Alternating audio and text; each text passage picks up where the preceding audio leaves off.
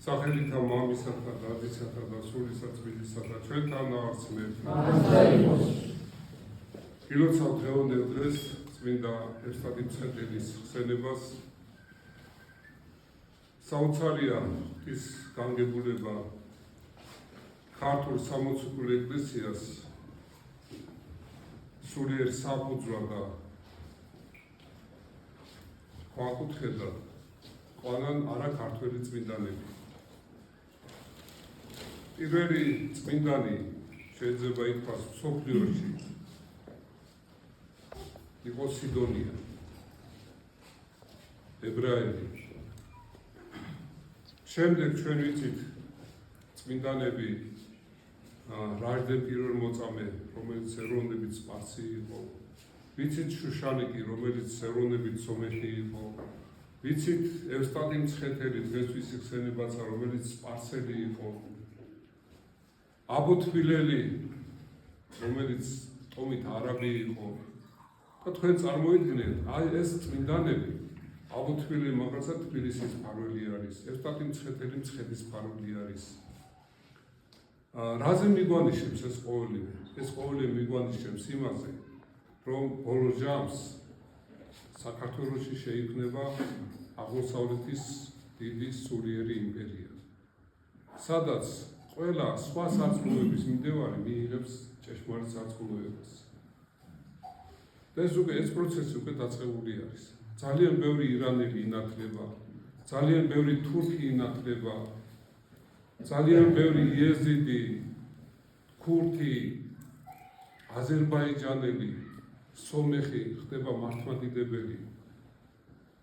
ეს მეტყველებს იმაზე, რომ საქართველო იქნება ყველასთვის მაგალითის მიმცემი და როგორც წერია, ბოლო ჟამსო ყველა დაინახავსო საღვთო მადლი გადამოდისო საქართველოში და ბევრი დაინახავს და ბევრი ზურგში აქცევსო თავის სრულ სარწმუნოებას, სრულ რელიგიას და გახდება ჭეშმარიტ სარწმუნოების მიმდევარი.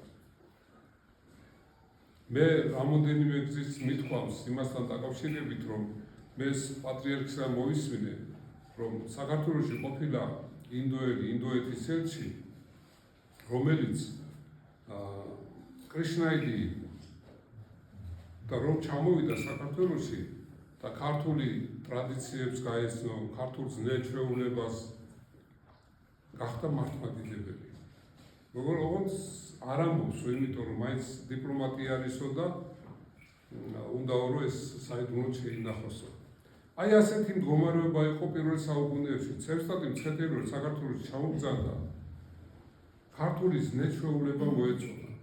უარყო ცეცხლთაყვანისმცემლობა და გახდა მართლმადიდებელი ქრისტიანი.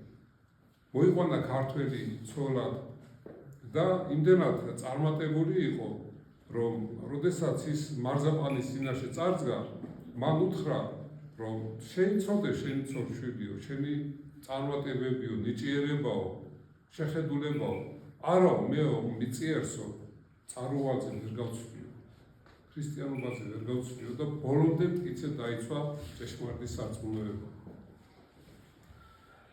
და საოცარი ის არის, რომ მან შესთხოვა უფალს, რომ ჩემი სხეულიო, სადაც მოინათლეო, სვეტ-ცხოვრში მოინათლა, ისევ იქ დაბრუნდესო და რო აწამებენ, მართლაც ღვთის განგებულებით, მას გამოეცხადება უფალი და არა დაგიტეო შენო და შენი თხოვნაო, შევისმინო და ისევ იქ დაბრძანდები, სადაც ნათელი იღეო და მართლაც, როდესაც ევსტათი მცხეთელს აწამებენ, დააგდებენ გარეთ, ქალაქ გარეთ და მოხდება ისე, რომ სამღვდელოება გადაასვენებს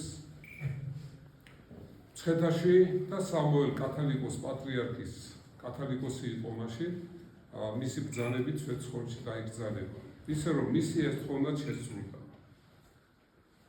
აი რა არის ქრისტიანობა? თუ ერთგულებით ვიქნებით და თუ უერთგულებთ უფალს, უფალი ყოველთვის გვაცხოვნებს და ყოველთვის გადაგვარჩენს და შეისმეს ჩვენს ლოცვას და ჩვენ თხოვნას.